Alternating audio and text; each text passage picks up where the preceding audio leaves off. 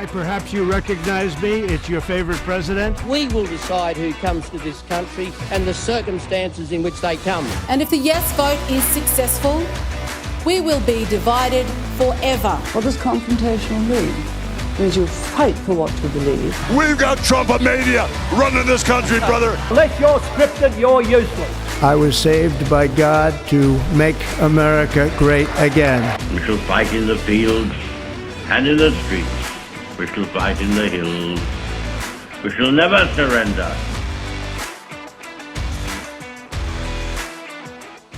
Without further ado, we're going to kick off to our first speaker. Now, just let me throw my mind back a couple of years now, because we've all been in this journey for a while. So I started a group called Kilkeevan Action Group, fighting against industrial-sized renewable energy projects that are actually obliterating the district where I live. And I've come to meet some of the most amazing people in the last 2 years. It's taken us everywhere. It's taken us as far away as Parliament House in Canberra. And there's one bloke I met, his name's Steven.tripp. I urge you to go home and listen to his podcast. It's called Commanding the Narrative. I've never seen a bloke that can juggle so many balls in the air all at once, and he hasn't dropped any of them. So he hopped on a plane in Sydney at 5 o'clock this morning after having worked all night long. And he didn't get on a private jet like Adam Bant uses. He actually went cattle class on Jetstar.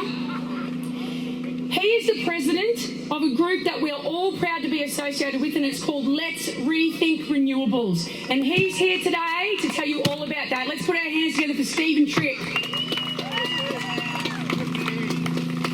Thank you, Katie. Thank you, everyone, for being here. And yes, I am the president of Let's Rethink Renewables, and Let's Rethink Renewables represents over 100 community groups around Australia that are having to deal with the adverse impacts of renewable energy projects on their properties and in their towns and in their communities. And they're underrepresented. They don't have a say a lot of the time, because we have these inner city MPs, whether it be here in Brisbane or Sydney or Melbourne, with Greens, Labor and even the Teals pushing this renewables stuff, and they don't want it in their electorates. Now, when I was flying in to Brisbane today, I was looking out the window because I was thinking to myself, well, Brisbane has 3 Greens MPs and a whole bunch of Labor MPs. Of course they're going to be practicing what they preach, right? Where are all the big wind turbines in Brisbane? Where's the land that's been carpeted with solar panels here in Brisbane? If these MPs practice what they preach, they would put these monstrosities in their electorates. But they're not.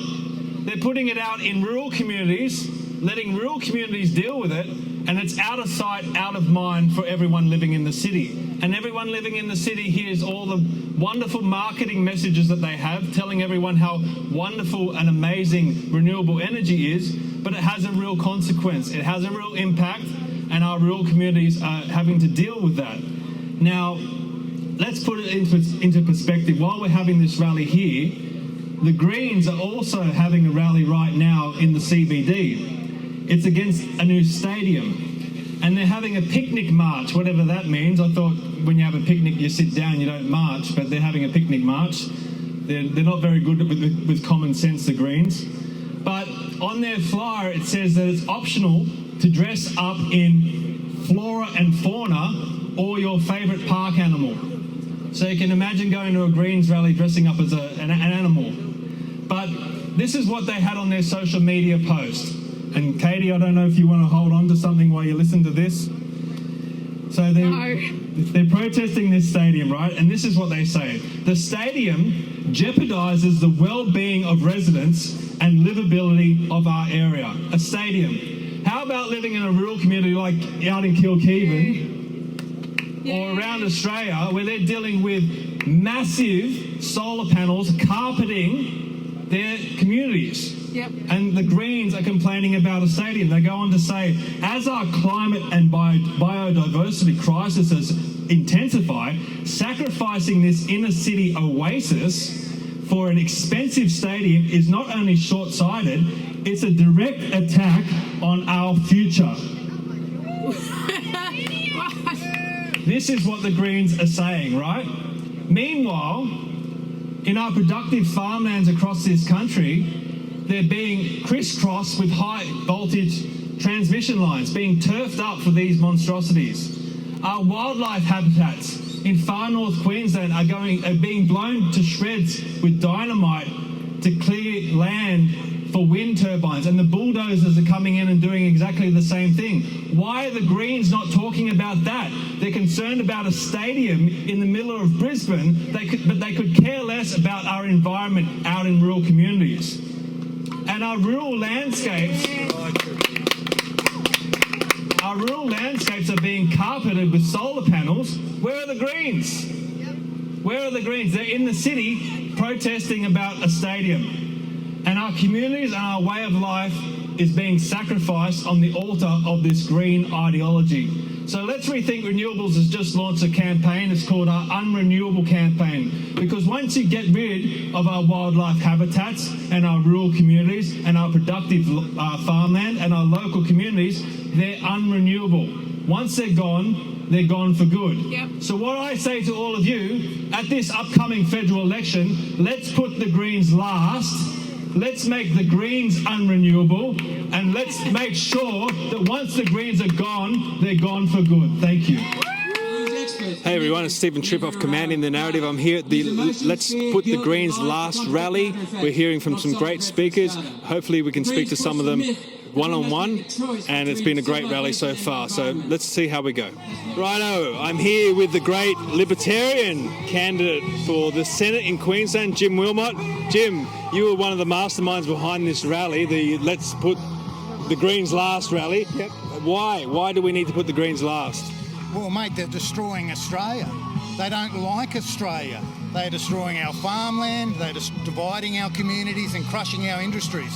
And, mate, so we've got to form an alliance at a grassroots level and a political level to put the Greens last. And that's why this is the start of something big. So in the Senate, there's 12 Greens if you count Lydia Thorpe, who became an independent. Yep. It's not quite the same on the right side of politics. Do you envision a day where we can get maybe 12 right-wing senators in the Senate and maybe hold the balance of power? Definitely, mate. We're not going to do it this election, but we're going to start to do it and build a solid foundation that's sustainable and resilient, because that's what we need to do. We need to, you're not going to like this, Steve, but we need to learn from the Greens, because they've got a stable foundation, mate, and that's what this is a part of today, is building that stable foundation. You've got like over a dozen groups that have come here. We don't all think the same, but we know what? We think the same about the Greens, and that's putting them last. And yes, I believe in a couple of cycles we will have the balance of power. You're exactly right, because the Greens are so very, very good at their marketing and their messaging, and we need to pick up on that. Yep. But you're a busy man. You've put a lot of effort into this rally. In a couple of days' time, you're travelling down to Sydney. You're going to be on the Joel Jamal podcast. Yep.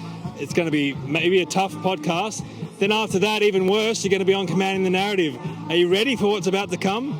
Mate, look, this is just a really good warm-up for me, because as you know, Steve-O, it's very warm today, and I'm ready for Joel. Joel's going to warm me up for your 2-hour podcast session, mate. I'm looking forward to catching up with you guys on a face-to-face basis. We're not going to make it easy for you. Are you going to be okay with that? Mate, I love not easy. If it's too easy, it gets boring. You want to pressure me, you want to find out what Jim Wilmot stands for and what Jim Wilmot is going to bring to the Senate, because guess what?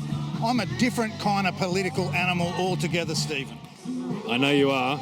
Now, everyone, Monday, 3 p.m, that's Sydney time, Jim will be on Commanding the Narrative, and just before that, he'll be on Joel Jamal's podcast, so please check out Jim and your message. And I know you've been campaigning a long time. You've got some stiff competition with Malcolm Roberts, Jared Rennick, and also the Legalised Cannabis Party. We're going to talk about that on the podcast. Yeah, mate, can't But wait. all the best, and best of luck for the upcoming election. Well, mate, look, I know you've travelled up from Sydney today. You've hardly had any sleep. He looks very healthy today. He doesn't look sleepy. I've got a gift for you. Okay, all right, a gift. Oh. No. Look, it's even your size. Extra large. And I think, mate, this will fit you very well. You know, I think you could be a libertarian down deep. No way. Come on, mate. Look, I don't think I can turn it down from the great Jim Wilmot. This is like hell freezing over, I think, having the libertarian shirt on, but I can't turn you down on a day like this, so I guess I'll have to wear it with pride. Thanks, mate. And look, I always knew you were a libertarian underneath. Thanks, mate. All right, thank you. All right, Katie, I'm here with Katie McCallum, who is the MC of today's event. Katie Hill has frozen over. Steven Tripp, what are you doing? Well, this is a gift from Jim Wilmot, and because Jim has put so much effort into today, and also his Senate campaign, he's been campaigning really hard. How could I say no to Jim? Look, I don't think it's a gift from Jim. I think it's a gift to Richard Storch. That's what I think. Richard, if you're out there, look at this. We've got him in a libertarian shirt. All right, now let's talk about the gift to Australia, and that's you, and all the work that you do. What keeps you going? What keeps you motivated? Honestly, to ensure that Australia is going to be the same for my children as what it was for people like you or I when we were growing up. Yeah. That is it, solely, that one thing. I have serious concerns about our future, about the democracy that we live within, about our freedoms. I think we all need to start to fight for it. As everybody says, freedom is not free. And I think that generally most Aussies, including me, because I'm 49 years old next birthday, I sat back and enjoyed my freedoms for too long. And now those freedoms are in trouble. But this rally was about the Greens. Why are you so focused on them? For me personally, my issue with the Greens is simply that they want 100% renewable energy generation for Australia. And what that means for people like me, where I come from out near Kilkevin, is that my home will be surrounded, perhaps destroyed, because everybody will leave. It will be surrounded by black glass, fields of black glass, thousands and thousands of acres, wind turbines and giant high voltage transmission lines. I spoke in my speech about the Greens holding a rally on the other side of Brisbane today, right now, to oppose a stadium.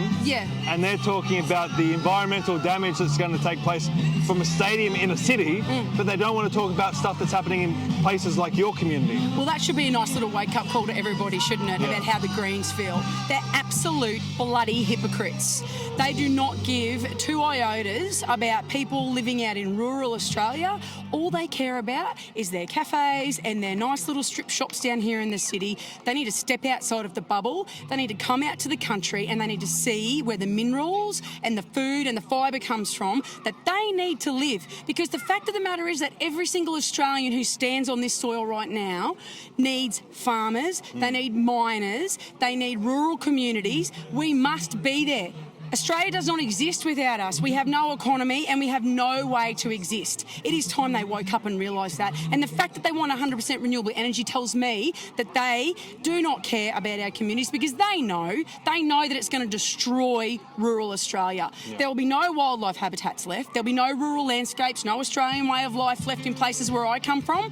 And that upsets me because the place where I come from and all the places like it around Australia are what makes the fabric of this country. And now they're the places where the characters of this country have been born and bred. It makes Australia what it is. How it exists today is born from the generations who went before us. The Greens want to see that gone. Well, I think that we need to see the Greens gone. Now listen, the federal election's coming up.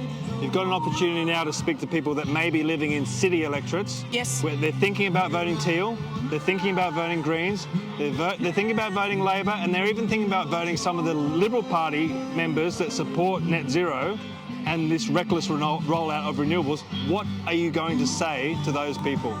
First and foremost, I say to them, put the Greens last. No matter what you do, put the Greens last. And then take some time and research the candidates in your electorate. Think about where you're going to put your numbers on that sheet because it matters. Voting matters. The preference system matters. So you need to look into the candidates. If you've got a Liberal candidate who's for net zero and who wants to see the same that the Greens want for my suburbs, don't vote for them. Find the candidate who is dead set against it because we need to stick people into the House and into the Senate down in Canberra and into our capital cities and in our towns and our local councils who are going to fight against the reckless renewables because they're going to wake up soon, especially if the Greens and the Labor Party takes power in Australia after this next federal election. They are going to wake up, it might be in 1 year, 2 years, 3 years, and they are going to discover that there is nothing left in rural Australia. Those Sunday drives that they all like to take to come to places like where I live and buy a latte at my cafe will not be there any longer. I've already considered closing the doors on my shop because I'm so worried about what's going to happen in my district. So put them last, put the Greens last, and stick any other person who is speaking about destroying Australia with turbines and solar panels, put them last as well. You're a powerful speaker, Katie, and this country is better off having you standing up for these communities. And I love everything that you do, and I know that we've developed a very good friendship. But here's the hardest question of all. You're living in Queensland, you've got 3 very good Senate candidates, Jim Wilmot, Malcolm Roberts, Jared Rennock. Who do you choose? I was joking. I'm not going to make You see, when I was a kid growing up in Gatton in the 70s, my parents always told me you're not meant to tell people who you're going to vote for. Very good, very good. Awesome. All right, thanks, Katie. Thanks, Stephen. Okay, so I'm here with Michelle. Hi. And hi. Now, you've come to this rally today, the Let's Put the Greens last rally. I want to hear about why you've come here today. But first, let everyone know a bit about you, because you were on a current affair recently with some issues at your property. So what happened there? We knew back in 2019 a solar factory was going in behind us. We rang the council back then, got some legal advice, told nothing we can do. So we basically come to terms with it. We made sure with the council, that our rights, property rights and everything would be protected. And they really reassured us, we'll have your boundary fence, a vegetation buffer, so full screening, you won't even see anything, and then the fence behind it. So the company, firstly, who owns this company? Where's it from? GPG, it's a Spanish company. A Spanish company. Yeah. And they came on your land and put up this fence? They did. I heard on social media that, something was going on down there, so we jumped in the car, went down, only to find a bulldozer had been through the guts of our property and... Without permission? No, our whole back fence was gone. How is that possible? I don't know, and our land was cleared good 4 to 6 metres. One of the workers came over and asked me, was I all right on my own land? To which I said, how's this even possible? Can you imagine someone living here in Brisbane or Sydney or Melbourne and a bulldozer just bulldozes their backyard? What do you think would happen? Oh, there'd be uproar, but it's even the hypocrisy. It's, imagine if a mine did that. Yeah. It's just total hypocrisy. Or imagine if a farmer did it, or, there's fencing disputes all the time in the cities. But I mean, this fence was over 350 metres. Yeah. And they've just, destroyed it. Now, with Jim Wilmot's help and Katie McCallum, you got a group of people together and you tore down the fence. We did. Good on you. Yep. Did they put the fence back up? They did, mate. They put the fence back up. They even put it in writing that they were going to, correct it, because they know they're in breach of council DA. And put it in writing. Correct it when? Exactly, still not happened. There's a solar farm there now, right? There is a fully, and now they've just recently put it to council, and the town planner that's doing the application for the change has blatantly lied, saying that they have signed letters from myself and the other neighbours. Really? Yeah, especially with my property is noted in their change application. Can you take that to court? Or are you going to take it to court? Well, I think I'm going to have to. And this is what it comes down to. Do you have a GoFundMe or something to help pay for the legal No, I costs? don't. It's only just sort of happened this week. So it's, it's just a continual blows. And everybody agrees it's just such a stupid thing. Just fix it. Put the fence where it's meant to go and it'll all be fixed. Now, why are you here today? Why are you here at this rally? I'm here today, because obviously this is what's happening, and the Greens want to push 100% renewables. I'm here to support putting them last, getting them out, so that this doesn't happen to anybody else. Yeah. Oh, well, look, thank you, Michelle, for coming on, and hopefully we can hear about, if you do have this legal case go forward, let us know, and if we can get some support or whatever. Definitely. Australians need to stand up for other Australians who are facing this rubbish. We do, and we need to push back, get these global companies off our agricultural lands. Definitely. There's so many other places, like everybody's up in arms about the fossil fuels and the mines not being rehabilitated. Put the junk out there. Yeah. All right, thanks a lot. Thanks, mate. Okay, I'm here with Nicole Delap. You actually are a candidate for Ryan, which is where we are right now, this electorate. Now, you're in the People First Party. You're on the podcast recently. Why are you here today? The Greens are a socialist party, and they hide behind the environment. So they're an eco-socialist party. There are too many reasons to list. We'll just get you to project because this music. Sorry, there are too many reasons to list about what's wrong with the Greens. So people need to do their research and not be fooled by this environmental movement that no longer cares about the environment. I spoke in my speech. I did a little bit of research with this Elizabeth Watson Brown. Yeah. She doesn't want to stand in front of the Australian flag. Yeah. But today, she's promoting a rally in the Brisbane city, opposing a stadium. Yeah. And they're talking about how environmentally destructive it's going to be and how it's going to be bad for the community, where they're completely neglecting what's happening out in rural communities. Exactly. Are you going to prosecute that case with her? Yeah, because as I said in your podcast, it is the CBD areas and the academic areas in cities who are voting for the Greens. They don't care about people in the country who have to have these wind turbines on their properties that will be landfill in 25 years. So I don't see what the problem is with a stadium which will grow the community, build the community. We need to build. So if the Greens are against building, I'm against the Greens. Yeah, good. Now, if people like you and like what you stand for, and they want to volunteer, how do they reach you? They can go to peoplefirstparty.au and just follow the links to me. My Instagram, delap.official. And if you basically DELAP, D-E-L-A-P-P, you'll find me online. And please call me, email me, and I'm happy to talk to everyone. Now, are you looking forward to getting your life back after the election, or are you enjoying the campaign? I'm never going to get my life back. My life is intertwined in this campaign because it's about freedom, it's about telling the truth, real scientific evidence in Parliament, rooting out the corruption in Parliament. And as long as I'm able, I'll stand up for that. To be honest, if I think it's God's will for me, I'll do it. So this is a decade-long battle that everyone needs to become a part of. Yeah, great. Thank you very much. Thanks so much. You think that those amazing characters like Trev who got up here today are going to exist in 50 years? They are not. Because those sorts of people come from towns like Gatton and Kilkevin. And those towns are slowly dying. So please spread the message, because we are going hoarse. My voice is like this every day of the year because I've been doing this for 2.5 years now. Thank you. Yeah. God bless you. And God, that is the person we should all be asking for some more help from. Amen. So please, go away from here today and tell your neighbour, tell your mate at work, stand around the water cooler, tell the classic lefty in your workplace. They need to hear this. Drive to Kilkevin, come to the Kilkevin General Store, because I will make you the best coffee that you've ever had, and I'll give it to you for free. It won't be $10 a cup.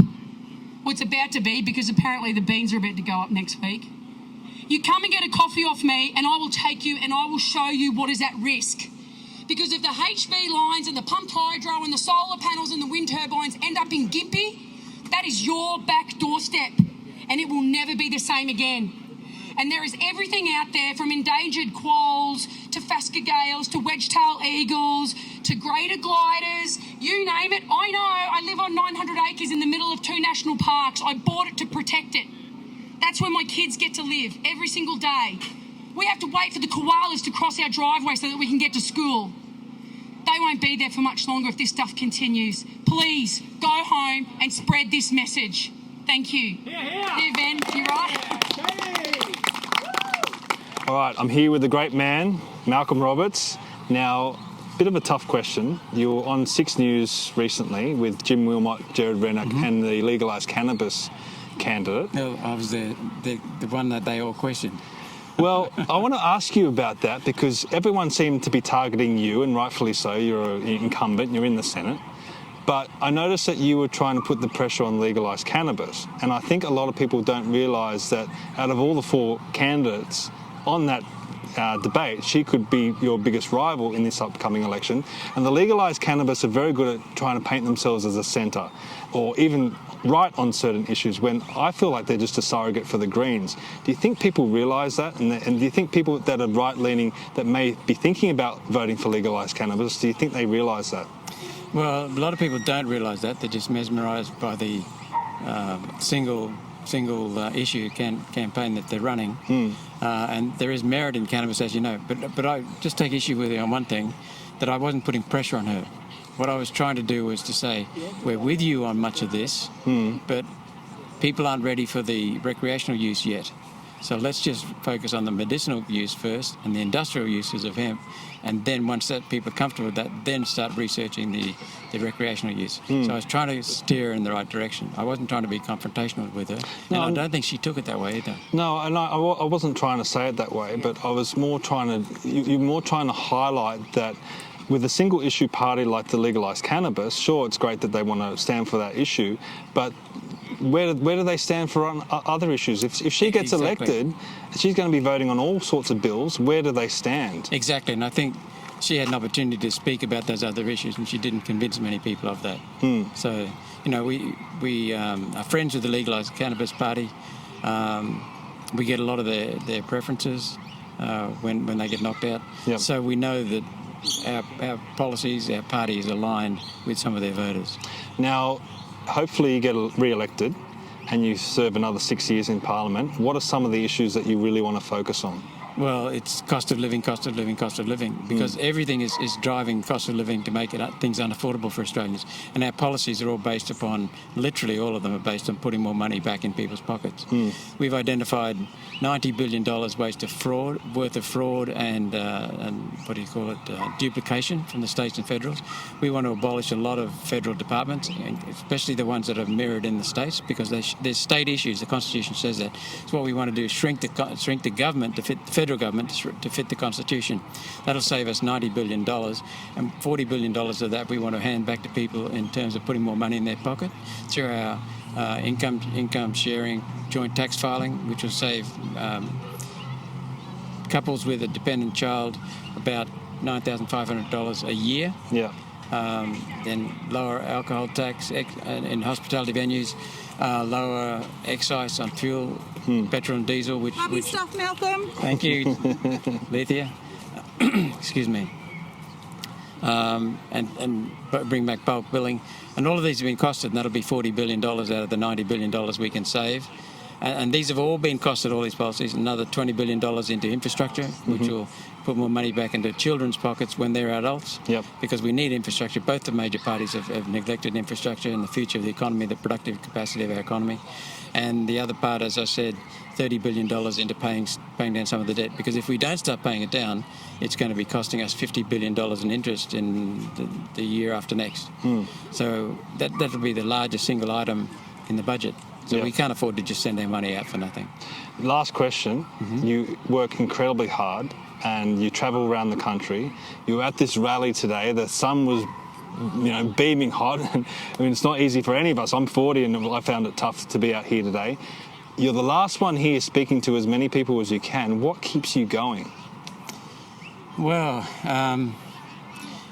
as a mine manager, for example, as a general manager of the mining executive, I've always seen my job as being to support the people who are doing the actual work. So if I was running a hamburger shop, for example, my job as the manager of the hamburger, or the owner of the hamburger shop, would be to make sure that the people who are serving the customers can do their job. I don't see that. So when I had 550 people at a mine that I was running, I didn't see them as 550 people working for me. I was serving 550 people. So it's very much one of service to enable people to do their jobs. And right now, this country is getting done over, and has been done over by the Liberal and Labor parties for about 70 years, ever since the UN started. Yeah. So my job is to, first of all, make decisions based on data. So, and that is not just hard data, measured data. It's also constituents, listening to constituents, finding out what their feelings and needs are, what their real issues are, and then speaking up. My job is to represent them. It's not to follow the party. That's simply my job. So it's to serve, and I get a kick out of it. Well, mate, best of luck. I want to see you back in there, and all the best. Thank you very much, Steve. No worries, thank you. Thanks for the work you're doing. No worries. I'm here with Deborah Yule. Now, you're part of this new group, Australians for Australia. Yes, I am. Tell us about it. So Australians for Australia is here to support any minor party, or actually we're here to support candidates, not parties. We're here to support candidates so that we can get a better government. So if you don't know who your local good candidates are, not that we have them up on the website yet, but we would be a good place for you to come, have a look, find out who your good local candidates are. We also want to make sure that our local good candidates have the supporters that they need. So it's really not enough to just turn up on voting day. We really, really need you to volunteer to actually help those candidates, whether they be with People First, whether they be with One Nation, whether they be with the Libertarians, whether they be with Family First, whether they be with the Trumpets, whoever it is, everybody needs volunteers. What I would suggest you do is actually figure out who the most likely candidate is that's got a good chance of getting in, and as many of you as possible in that area get behind that candidate. For example, in Queensland, in the electorate of Blair, we had a nearly 70% vote for no in the referendum. That seat is currently held 5% by Labor. That's a really good target, and one where I would love to see lots of volunteers for a very good candidate, for one that doesn't believe in these reckless unreliables, for one that will stand up for the people. Another one in New South Wales is in Hunter. Hunter had nearly the same. It had a nearly 70% vote no in the referendum, and I can't remember the figure off the top of my head, but I think it's about 5% held by Labor. Those people in that electorate are looking for someone else. They know that it's not with the majors, and we need to show them a viable alternative. And the way to do that, if you're from a minor party listening to this, please start talking to everyone else in the minor parties. Please start looking at what's best for Australia, not about getting your 4% cut. And I know there's deals being done where that can be shared. Please have those conversations. Please talk to each other. And please, let's get some good candidates in. Because if we don't get them in this time, we may not have another chance to do so. Tell us the website. Oh, sorry. Okay, just as well I got him to prompt me. So the website is australiansforaustralia.net.au. Australiansforaustralia.net.au. Anything else you'd like to know? Yes, one more question. You hear it put the Greens last rally. Now you're saying you're supporting good candidates. Is there any possibility that there's a good Greens candidate out there? No. So my mantra is put the good minor candidates first, then follow that with the Nationals, with the Liberals, then put the woke candidates, then put Labor, then put the Teals, and then put the Greens. So I'm definitely in favour of put the Greens last. Okay. All right. Thank you very much, Deborah. Thank you for asking me to speak. No worries. All right, I'm here with Sandra Burke, the Advance spokeswoman. Advance. Now, you're a big part of this rally. Why is it so important to put the Greens last? It's important to put the Greens last because we don't want the Greens to hold the balance of power. If the Greens hold the balance of power after the next federal election, they will drag our whole country further to the extreme left. It won't be the democracy that mainstream Australians have known and loved and fought for. Yeah, definitely. Now, Advance was very successful during The Voice, which was an incredibly important vote. I feel that's similar to this upcoming federal election. If we can somehow get rid of Albanese and the Labor government, because it's potential that we could have a Labor, Teal, Greens alliance, and that could be worse than what we have now. Can we rely on Advance to help us get rid of Albanese? 100%. In fact, we're launching our national campaign. Albo is weak, woke, and sending Australia broke. Yes. So we're launching that campaign nationally because it's true. Albanese's been weak on the global stage, weak on economics, weak on defence. He's woke. He's gone to the extreme left. We're seeing a rise in woke policies, policies that put diversity above merit, that put race and gender above merit, and this does not work for everyday Aussies. So weak, woke, and definitely sending us broke. We're all feeling it in our wallet. We've seen our electricity bills go up, in some cases by over $1,000 for the average Australian family. We can't afford groceries, and behind all that is this reckless rush to renewables, which is driving up the cost of living through the cost of energy. So weak, woke, and broke. Yeah, definitely. Now, there's a lot of people out there that feel politically homeless. They don't feel like any party represents them. Can Advance fill that void, and are you looking for volunteers and members? Advance is always looking for volunteers. We would love volunteers. Sign up to Advance. We've got volunteer training. We start this week. We'll kit you out and get you out there. This is a time when Australians do need to start talking about politics. I know when I was growing up, I was always told, don't talk about politics. Nothing could be further from the truth. Australia is at a critical juncture and we need to talk about politics. We need to talk about the importance of our democracy and we need to talk about the importance of our values. Advance's values are freedom, security and prosperity, and we want that for everyone, and you can help us this election. So how do they help? Where do they go? Just sign up. Please go to our website. We've got some barcodes and brochures over there, which I'm sure I can share with you guys. Yep. And sign up, and we'll be there to kit you out and train you. Yeah? Okay, last question. Everyone's talking about this minority government and whether it be Labor or the Coalition. What's your prediction? Oh, a prediction. I'm no good with predictions. What I can predict is this. I believe in Australia. I believe that every Australian will stand up and do the right thing and pick the government that represents democracy and mainstream Australian values. We are governed better from the centre. Awesome. Thank you very much, Sandra. Thank you. Thanks, Steve. Okay, I'm here with Senator Rennick. Now, you've just started this People First party. Yeah. I actually interviewed two of your candidates recently, Nicole DeLapp and Catherine Chadwick. Yeah. Very, very impressive. Yeah. You've got some great people within your party. Yeah. What message are you selling to the Australian people? The message that we want to sell is that I think we can offer the solutions to make sure our children get the same opportunities our forefathers gave to us. I think Australian people are crying out for an alternative party to vote for, but to do that we need to become more professional and polished and focused on their issues. And that's what I want to focus on, is that we've identified where we went wrong in the past, and we want to reverse those policy mistakes of the past by providing new solutions / policies that are going to put more money back into people's pockets, and in particular allow our younger children to own their home faster, because there's nothing breeds a socialist faster than actually having them renting for life. And if we want to, bring back people to the right side of politics, we need to get them into a house and a home, and that'll make them, have the values that I think that have made this country great.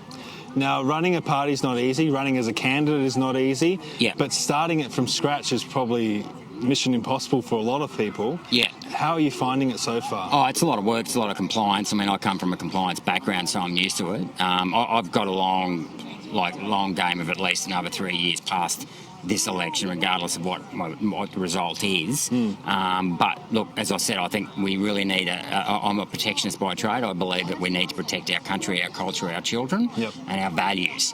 And it's been given a dirty word over the last couple of decades by neoliberals who think that we just sell our infrastructure and sell the country, that's going to solve the problem. It's not. And I believe that there's a need out there for someone that understands that the solution to our problems are the very people we serve, and that is, of course, the people. That's why we want to put them first, and that's why we have to empower them, and that's by lower taxes, childcare directly to the parents, so we encourage parents staying at home, which is a massive problem, superannuation to our younger people so they can buy it or save up for a house or pay their house off faster. We need a smaller government, and we need a better financial system that doesn't make it so hard for Australians to get ahead. Now, when you first started your campaign for this election, you said that you only started People First to get above the line on the Senate ticket. Yeah. Now you're saying that you've got a 3-year plan. Yeah. Has something changed? Have you... Well, I feel obligated towards all the people that have joined the party. I feel obligated towards the candidates. I think, and as well as that, I look at what's happening in the UK with Nigel Farage. Yeah. He's been able to get the minor party, the Reform Party, into a competitive position with the two other majors, i.e. the Labor Party and the Conservative Party. We desperately need leadership in the minor party movement that is and this is what I want to keep selling. We've got to become more professional and polished. It's not enough just to say bag out the Greens and say put them last. Yep. We've been saying that for 20 years. And you know what? You know how that's working? They now have 12 seats in the Senate. They have 12 senators. They have the balance of power. They have 4 lower house seats. That's just in the federal parliament. And they have Greens across most state parliaments in the country. Meanwhile, we've got two One Nation, one United Party, and myself as a reject from the LNP. Yeah. So, we'll possibly be back to a little bit, if it's myself or Malcolm or if Jim, we'll end up, two of those three senators, or two of the four, it's going to go back to one. So we'll end up, at best, probably with three. I mean, we might get Craig Kelly up in New South Wales. I hope we do there as well. Yeah.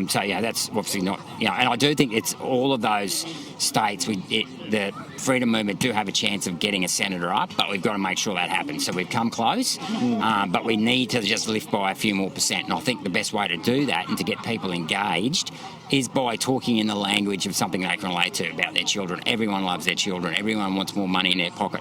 Everyone wants to own their home faster. And that's the thing. I want to talk in a positive language that is going to get the people who are set in their ways, either with the two majors or just apathetic, to actually convince them to come and vote for us. That's what we really need to be doing. Now, last question. You mentioned being sure. a reject from the LNP. Craig Kelly is also there as well, Russell Broadbent. Yeah. There's a whole host of people. I've even been expelled from the Liberal Party. Yeah. Now, I'm assuming at the next Parliament, whether the coalition get back into government or not, there'll be a few others that maybe jump ship. Will you welcome them into people first, or is there a requirement for those people to join your party? No, I'm open-ended. I'm not. I don't care who comes into the party. I mean, we're not, as I'm not being particularly fussy at the moment. Are you hoping that may happen, where some of the good Liberals jump across to you? Oh, absolutely. Oh, sorry, I'm with you. I would love that to happen. I don't want to name names, and I don't want to, but I can tell you the amount of self-loathing by my former federal MPs who are in the Liberal Party and National Party is enormous. And they hate themselves. They feel like animals in a cage because they are constantly gagged about what they can say. They have to stick to the talking points. And this is why I literally got thrown out, is that, I would, put the people first, not the party first.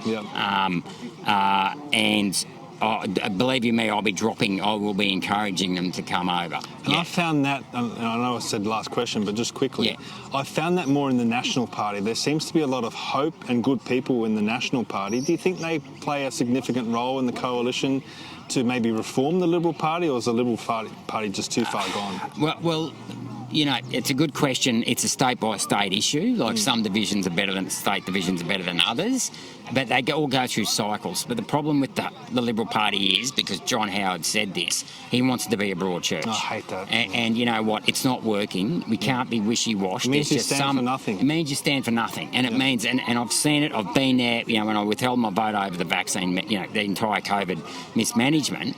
I had people coming to me saying, Jared, we've got to get re-elected. And I'm like, no, I'm not walking past people who are injured. I'm not, this is, even the climate change issue, it's not killing us just like that. It's going to take a decade or two to totally destroy us, and we've got to push back, right? Yeah. But what was happening then was people were having their lives basically destroyed in the sake of a 24-hour period. And the politicians were just ignoring it because they would just double down on saying it was all safe and effective, and I couldn't do that. And this is the problem, is that they are forced, the party and the Liberal Party are worse at this because we know that the Labor Party are communists, right? And I get a bit of criticism on my social media about slagging off the Liberal Party. And I'm saying, well, that's because I expect more from the Liberal Party. And the Labor Party don't apologise. You can't cross the floor in the Labor Party, you're expelled. The Liberal Party do all this stuff about, we allow free conscience votes and all this stuff. Well, actually, you might say it, but I can assure you, having come from within that environment, you don't act like that. And if you do take a stand, it is held against you big time. And that is, I'm much happier now that I'm out of the Liberal Party. I mean, because they corrupt. So when I lost, there was a number of irregularities that, because, they included people that weren't allowed to vote, et cetera, Even Peter Dutton told them to do it again and they wouldn't. So I had to go through the process of actually exposing, because not just the Liberal Party and how corrupt they are, but also the court system, because the judges ultimately ruled that we can't rule on this because it's an unincorporated body. So, and I'll be as we're running into the election, I'm going to be pushing this hard. I spent a lot of money on this court case, and I want that message out there that our own judiciary says that the people who make the laws and the organisations that make the laws, political parties, are above the law themselves and how they conduct themselves. And that just isn't good enough, because the pre-selection process, we've got 151 lower house seats in Australia, 60 safe Labor, 60 safe Coalition, give or take a few. If you win your pre-selection, there's a fair chance you are going to be in Parliament for the next decade or whatever from those safe seats, right? There's another 30 that are marginal that you've got to work on. But once you win a pre-selection in a safe seat, you're there. So you don't even have to work for it. Yeah, that pre-selection is just as important as the election process, if not more important, because the bulk of the people, like most of, as I just said, the safe seat, it mightn't come down to the wire. So, it's really, really important that pre-selection process is run with the utmost integrity, and it wasn't. And to think that our own judiciary, and this particular judge 15 years earlier ruled that the party's constitution was justiciable, and then 15 years and he'll argue precedent. I'll argue there was enough differences in my case as opposed to, say, Matt Kemazuli and a couple of other issues. That was different because this pre-selection was held, and there was enough time to hold another one. But yet again, our judges, and I've noticed this in a lot of court cases, they will just pick out of thin air a case that suits them.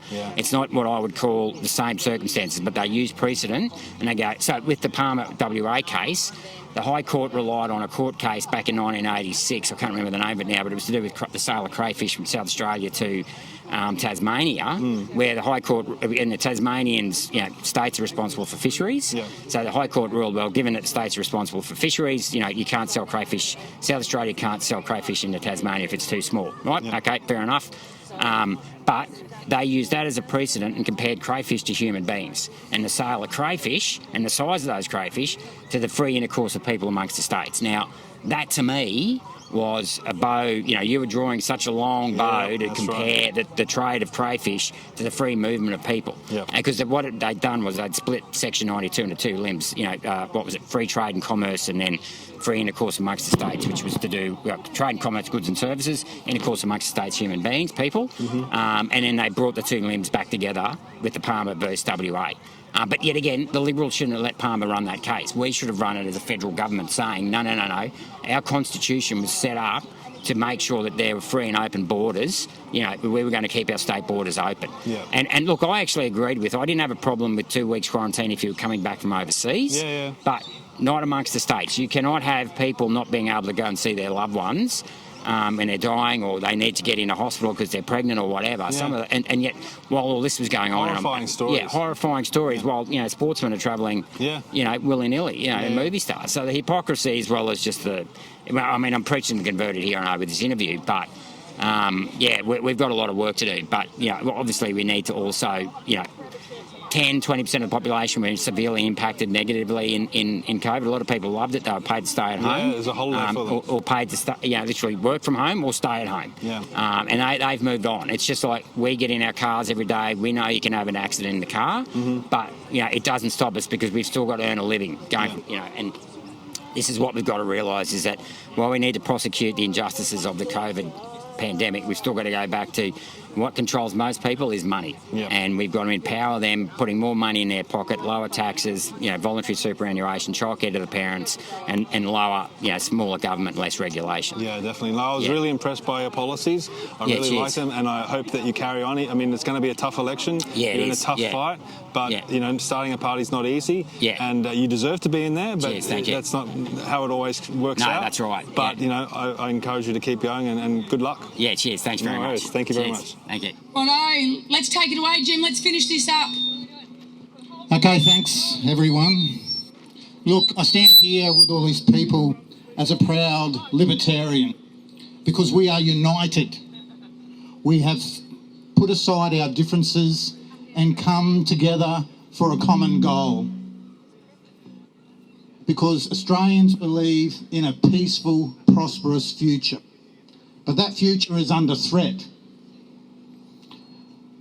And really, there are a lot of Australians that don't want green ideology dictating the future of our nation, The Greens are not a party for farmers. I'm one. The Greens aren't a party for family, and they're not a party for work. They are a party for control. With higher taxes, reckless spending, their policies divide communities, crush industries, and harm the environment. But with this growing alliance, we are standing up to this radical green authority. We are fighting back, and we will win.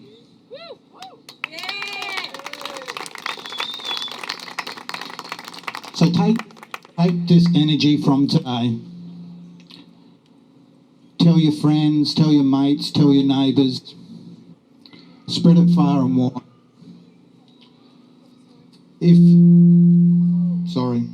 And for the, if we really want to spread this message, you know, if people really want to spread the message that they love this country, that they care about the future, at the next federal election, what are we going to do? We're going to put the Greens last. Let's all wave goodbye to the Greens. The Greens last. Put the Greens last. Put the Greens last. Put the Greens last. Put the Greens last. Put the Greens last. Goodbye, Greens. We don't want to see you ever again. Thank you all for coming along. I'll see you at the Barbie, and you can even pat Tiffany. Hope he gets the weight. Thank you. Thanks, Jim. Get some more tunes. Thought this one would be a bit funny to do.